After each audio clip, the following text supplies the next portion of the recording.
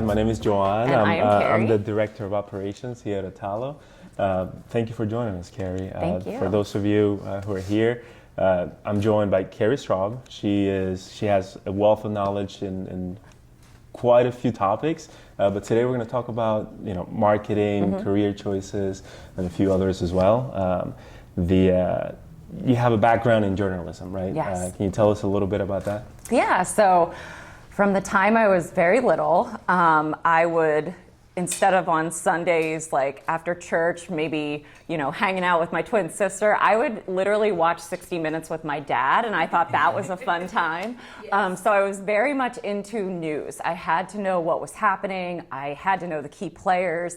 I thought being press secretary for the White House would be like the most amazing job. I thought Katie Couric was amazing. So I've always been interested in stories and people's stories specifically. So in high school, we had a great communications program. I went to Hempfield High School nearby. And then I went to Penn State for journalism and got into broadcast journalism and worked my way up. I interned at a national network in New York City for a summer, and that really gave me that leverage to really give me the confidence to pursue an on-air reporting position. And I was lucky enough to get my first job at WGAL-TV, our NBC affiliate here in Lancaster. And I started out on the assignment desk, which is like the brain of the newsroom. Like, you take in all the calls, all the video feeds, all the breaking news comes into there. And I've always said, if you're going to make it in any communications position, if you can run a newsroom assignment desk, you can do anything. I mean, it is literally the brain of the newsroom, and you have to be on. You cannot let your guard down, and you're really running the newsroom. So once I did that for about 6 months, I got the opportunity to start going on air and reporting news shifts, and then I also produced the newscasts. So I was the weekend news producer and then a weekday news reporter.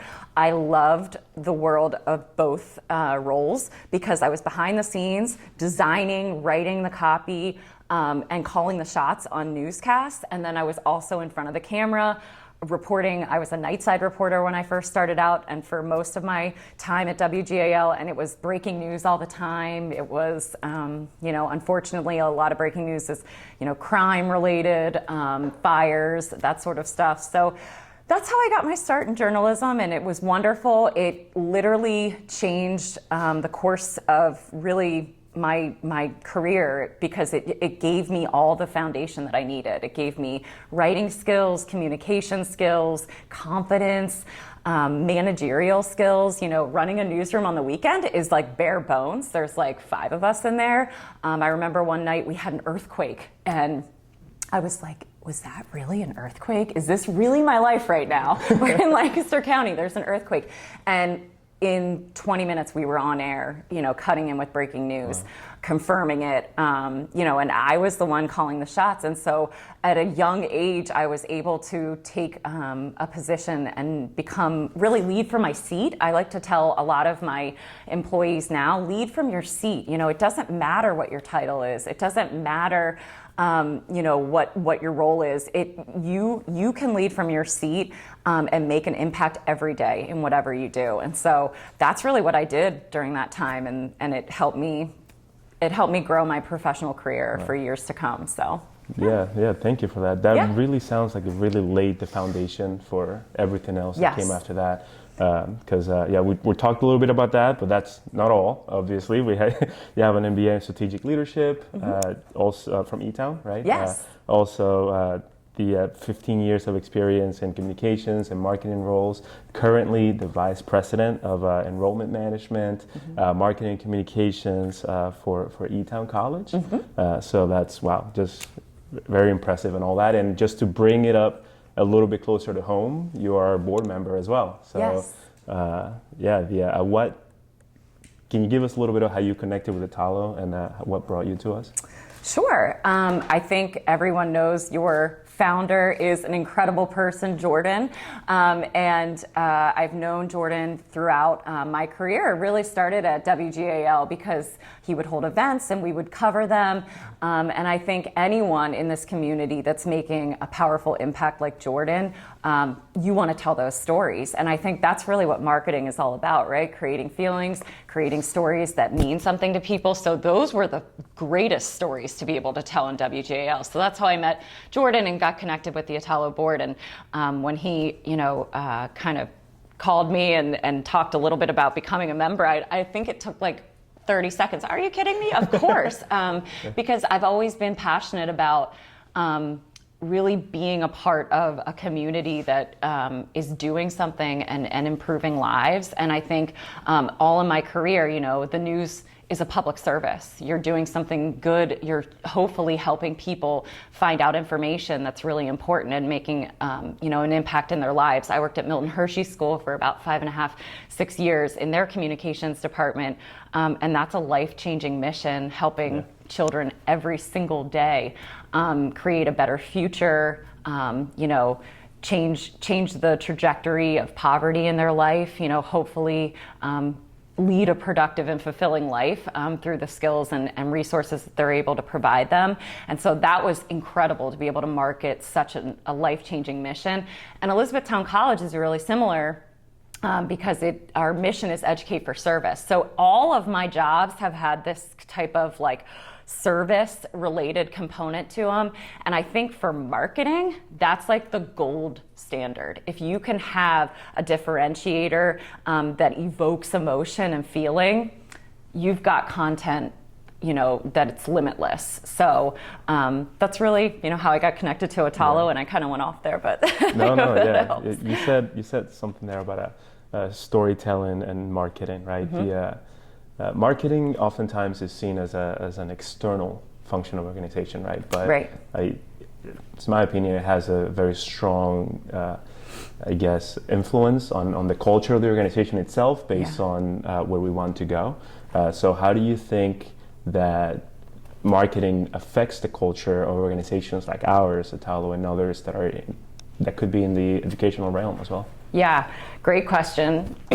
When I think of a marketing strategy, there are three main components that I think an organization like Attollo, an organization like Elizabethtown College, and so many others need to have. And this is from my perspective after years of kind of being in this industry and A/B testing all the time and seeing what works and what doesn't work. Trust, feeling, and data.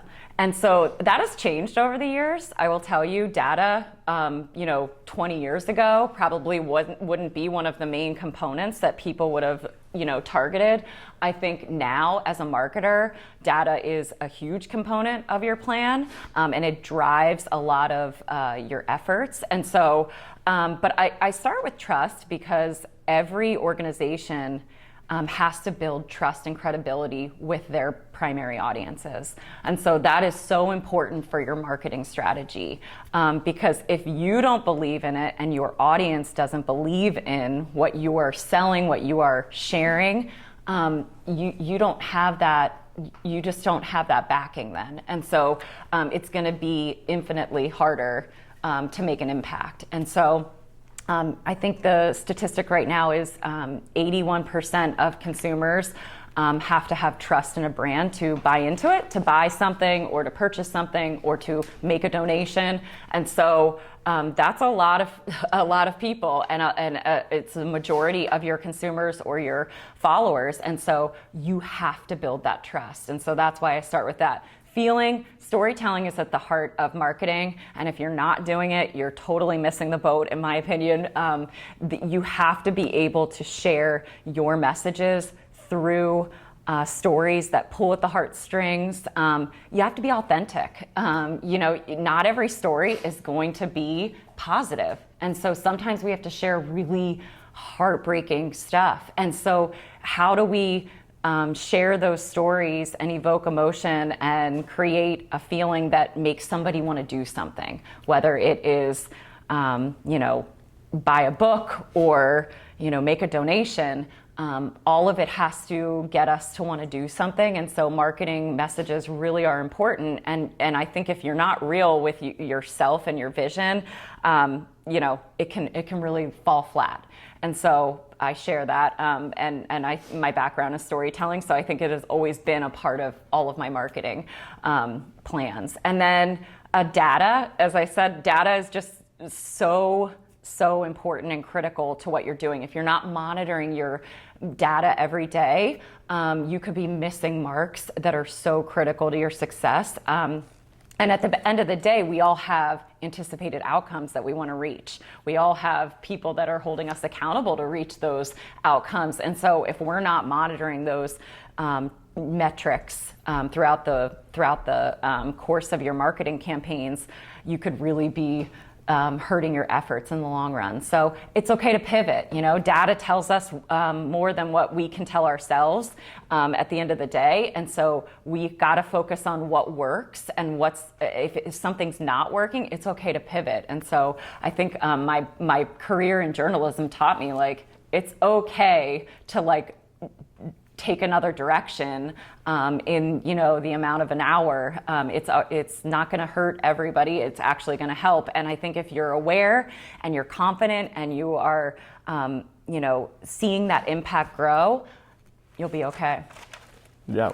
Well, thank you.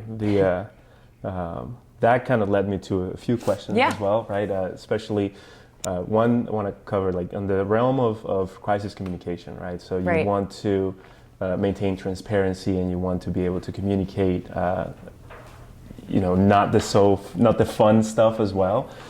What are some strategies that you might take to approach that, especially because in the educational space, right? It's a very competitive space. So you really have to be strategic about the way that you do certain things, right? So how do you approach that? Yeah, so we benchmark against peer competitors. I think it's always good to have, a list of peer competitors, make sure that you're checking those benchmarks and seeing what everyone else is doing. So there's that part to it. And then in terms of crisis communications, specifically, we live in a world where news is breaking every day, and it could impact your brand at any moment. So you have to be very aware of what you're sharing. If a plane crash happens in Washington, D.C., and then you're posting an hour later about an event in Washington, D.C., it could look as very insensitive. And so you have to make sure that your employees and teams are always equipped with the awareness tools. We often schedule a lot of our marketing layers, and so you have to be aware of the timing of the content, because there is breaking news that happens. I think getting ahead of kind of more of the controversial crisis communications is having positive news to back up on. So, for example, every brand gets hit with negative news at times. We see it every day, right? There's a headline that comes out that's just not what you want to see, but it's going to happen, and you have to be ready for it. So instead of being reactive, I like to have my teams be proactive. That's why our frequency of positive updates are out there, so that it can change the search engine optimization when people are Googling your organization. So typically people Google when something bad happens, right? So when they Google Elizabethtown College, or whatever brand insert, you want them to see positive news. So the more frequency and the more positive news layers you have out there, that's going to help shift that negative narrative down. So that also helps. So there's tactics that you take in crisis comms that you're always thinking about, when it's not if, it's when it happens, that you can fall back on your positive updates. You've mentioned pivoting and changing strategies, right? It could be as small as that. It could also be a complete career change, right? Right. So you have been in different spaces, from journalism to higher education, marketing, communications, right? What inspired you to make that change? At what point do you know that was going to be the right move for you to make? Yeah, I always like to say, don't limit yourself to just one position for your entire career. When opportunities have come my way, I I took them. I took a leap. Just a year and a half ago, my president at the college that I work for came to me and said, "We believe in you for taking over enrollment and admissions for the college." I never thought about that as a possibility at the time. But of course I said yes, and I ran over to admissions. I'm like, I'm here, yeah. I'm ready to go. But I think when we're given those opportunities, not every opportunity may feel like it fits at first. To say that I didn't have fear going into that would be an understatement. I think fear helps us grow. And I think that the best thing I can say is the opportunities that I've taken a leap on in my career have made me a stronger and more effective leader. And I think that I've grown so much from those opportunities. I would never look back and regret at taking on something new. Wow. Yeah. That's just beautiful to hear. On that same role, so what would you tell someone who could be a student, could be a young professional, that may feel like they're stuck in one place or they don't know where to start, if they feel like where they're at the time is not the right place for them and they want to transition to a different industry, career, whatever it may be? Yeah, I would say that sounds like me 10, 15 years ago. I think we all feel stuck at times. We all feel like am I making the right move? I've got a family, I've got a network, I've got people that care about me, and I want to make them proud. And so I think that if you, search, discover new things, continue to search for what makes you passionate about showing up to work every day, then you're gonna find the right fit for you. And your pathway is not gonna happen overnight. It takes a lot of hard work. It takes a lot of dedication and commitment. And I think that oftentimes we live in a culture where everything is so instant. We enable that a little bit in that fact with these things, we can find out answers in 2 seconds. And so I think that that has potentially distracted us from reaching goals. And so you have to commit to something. I am a lifelong runner, and I will commit to it for the rest of my life as long as I can and I'm able-bodied to. But I will never be, winning a marathon. And I understand that. I recognize that. But I want to continue to grow and strengthen myself. And so I think if you just keep at something, you will find that success. But it's going to take time, and it's going to take hard work and commitment. And I think that's the fun in it, because that is when, fail, right? First attempt in learning is what I look at that word. And I did get that from my favorite Peloton instructor, okay? But we learn from those who we look at as role models. And I think that if you are okay with being uncomfortable and failing, you will find so much value in that and grow and become the best version of yourself. That's couldn't have said it any better. A lot of the times with, I know I've personally experienced this, in which making big career moves or changes come with a lot of expectations, not just from yourself, but from others. And there's times in which others' expectations, whether it is close families, the friends, your inner circle, may set limitations, right, to what you think that you can accomplish. And I think that kind of goes in hand with marketing and how you project yourself. Yeah. Any tips on how to break through those barriers of what expectations versus where you want to go? Yeah, I think it goes back to the authenticity, being authentic in your brand and making sure that your marketing is showcasing that. Relying on your values and what makes your mission so special. And so I think if you can share that in creative content, we're a visual society, so imagery, videos, podcasts, you name it, that is what people are grasping for at the end of the day. I wake up and, unfortunately, I try not to look at my phone first, but a lot of times that's what happens because that's the type of culture we live in. But I think that the top brands are delivering us the marketing messages in the platforms and in the mediums that we so gravitate toward. And so, Instagram, I use that as a big one for brands, like staying on top of the trends. Like this week they named new dimensions. And so making sure that your teams are equipped with just being on top of all the changes, all of the updates will make you and your marketing strategy that much better. So I don't know if I answered that exactly how you framed it, but the how would you go about, like, I would say, like, bridging the gap between generations, right? Us, for example, influencing Gen Z and so on and so forth coming up. How do you bridge that gap between generations? I think younger generations have such a powerful tool. You're growing up in such a digital world that you are able to come to your teams and your colleagues and share such new, exciting information and tools.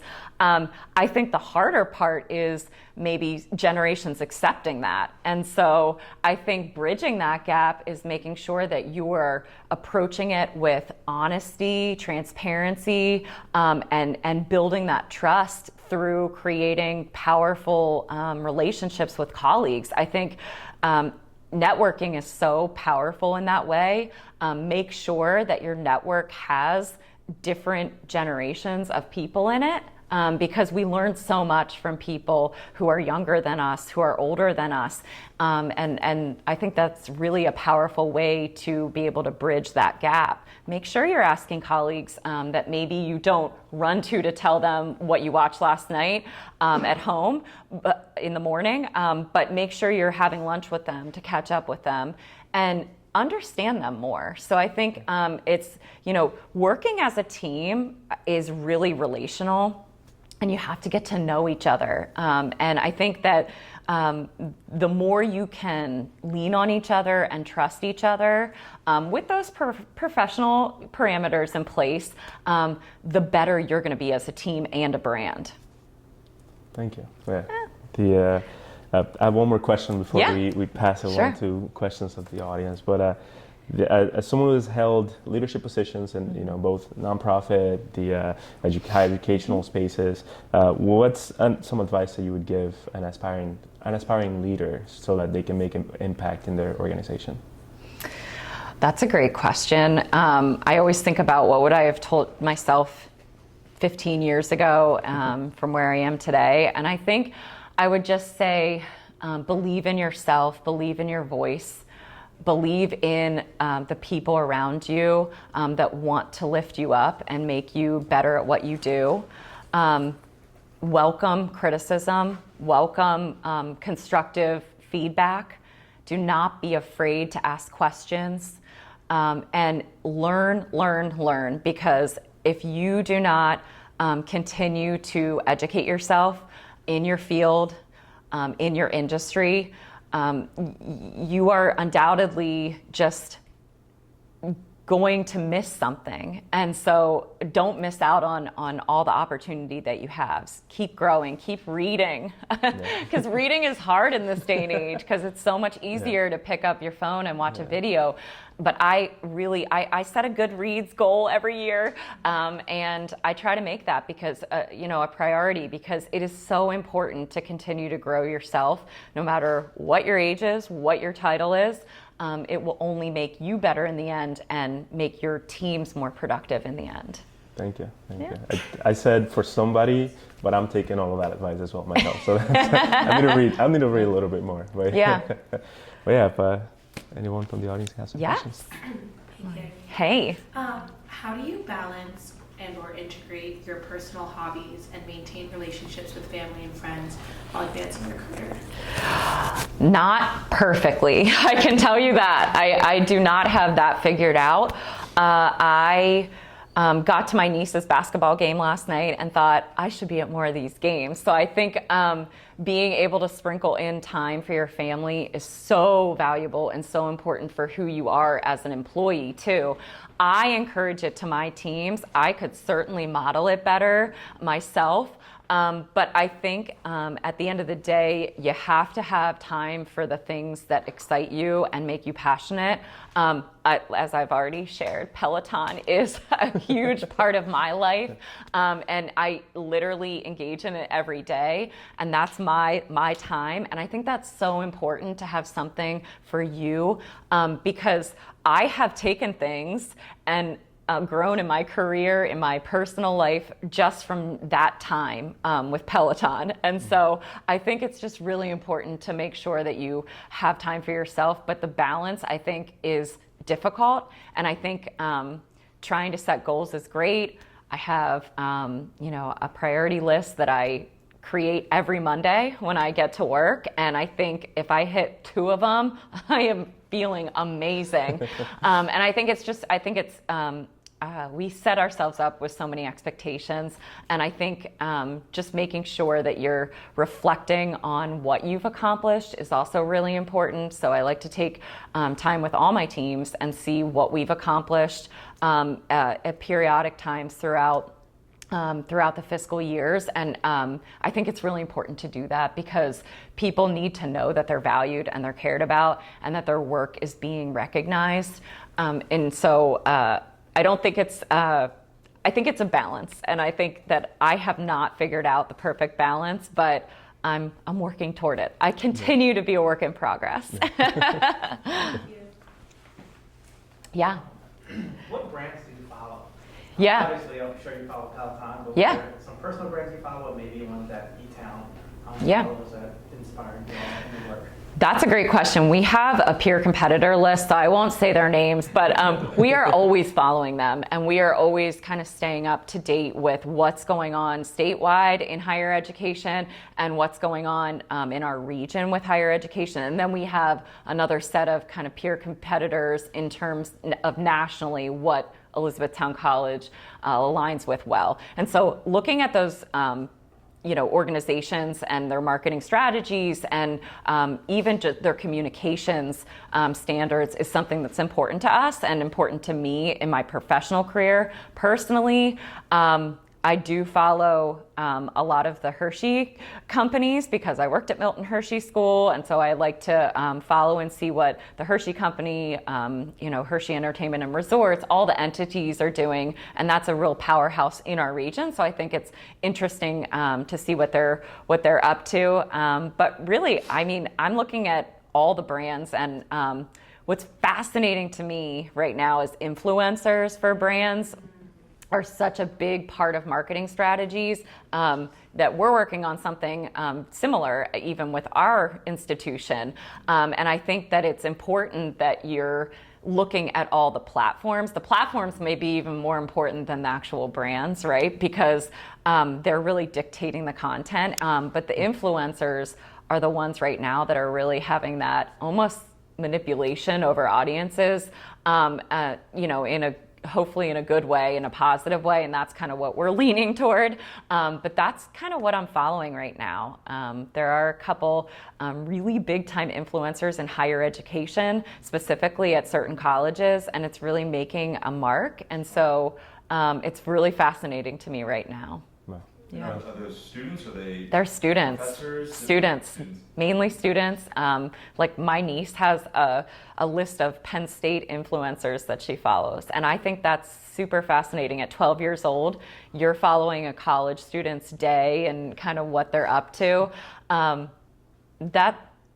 There's something there, and I think that we have to, always look at those trends and kind of see where do we align, where do we fit, what makes sense for our institution or your brand. And so, that's what's piquing my interest right now. So, Wow. yeah. Interesting. Wow. Yeah.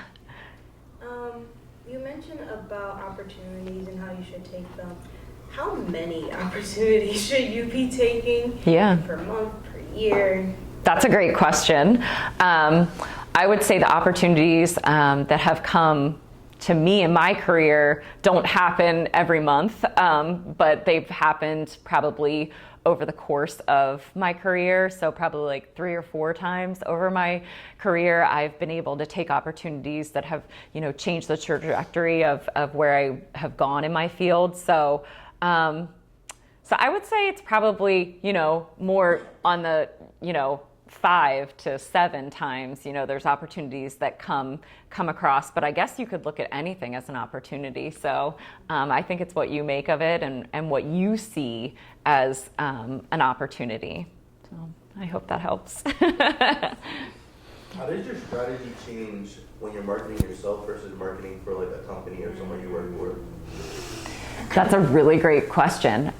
You have to know your company, your organization, inside out. And so, when I would get to an organization, I would learn everything I could about it. You have to know the values. You have to know the pillars of what it's founded on. Those principles are so important, and that really dictates your marketing strategy. Now, of course, there's always going to be rebrands and taglines that you bring to a brand, but when you're representing an organization, a brand, an institution, that is a really important role. And so you have to make sure that you're consistently putting out messages that align with it. And so there's a lot of accountability and responsibility that comes with that. So I think when you're marketing a brand, you have to remember you're not marketing yourself. You're constantly looking at how do I mitigate risk and protect our brand when you're pushing those messages out. So that always has to be at the forefront of your mind. So that's how I, kind of switched my mindset to representing a different brand. Keri, could you speak about critical feedback, both giving and receiving it? Obviously, to advance the way that you've advanced, you've had to have received a lot of critical feedback along the way, and you have to give as you lead teams. Can you just talk a little bit about how you think about that? Yeah, it's humbling. I think it's really humbling to receive critical feedback, but of course I've been there. I've had it in my career. And I think that if you are honest and open with yourself, and you have the social awareness cues to pick up on, you can pretty much be able to start to tell what is my approach with a certain colleague or a certain group of people that is not working. If you're reflecting on how you act in a meeting, on how your behavior is in conducting team meetings, you'll be able to start to pick up what motivates people, what doesn't motivate people, what improves communication and relationships with my colleagues. So, there are things that I have picked up on that I did previously in team meetings. Maybe how I reacted to something, or maybe how I approached a conversation. I think being able to be honest with yourself and say, yeah, Keri, that did not work so well. And being able to start to actively and proactively change your reaction, change your behavior, that really helps. In terms of mentoring others, I think that modeling yourself and your reactions will help those people grow and learn much more. I think having those difficult conversations one-on-one are important. And I think if you truly care about growing people, those conversations should be meaningful and should happen regularly, or the potential that person has could be lost. So I think just making sure that you prioritize personally reflecting on yourself as a professional, and then when you're talking with others and leading others, I think maybe making sure that you're modeling those cues and those leadership capabilities and attributes that really make a difference in leading a strong team. And I think just being honest and transparent is the best way in a professional setting to lead an effective team. Yeah. Wow. Yeah. Who do you see yourself intentionally surrounding yourself with? I guess part of that question is coming from I look around this room and a lot of us study very different things in college.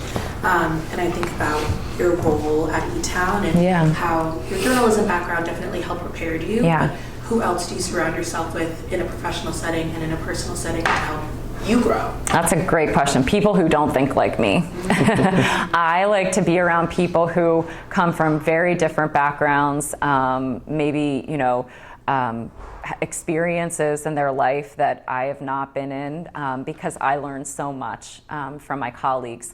My senior leadership team, has vice presidents, in operations and vice presidents in student life and vice presidents in finance. So we all come from very different backgrounds in how we got to where we are, and we all have to sit around a table and make really important decisions that impact the lives of our college students. And so being able to be open-minded and have people around you that don't think like you, I think has helped me be a better person.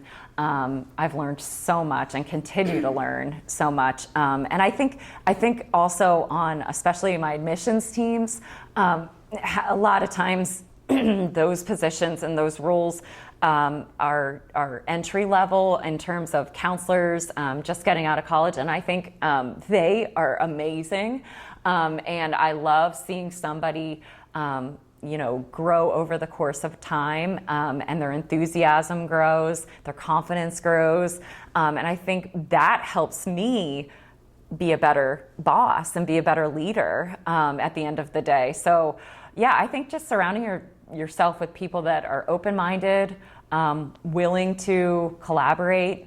I love collaboration, and I've always been keen on problem solving. I don't know if you guys ever watched Scandal, but Olivia Pope is like one of my favorite people, and I always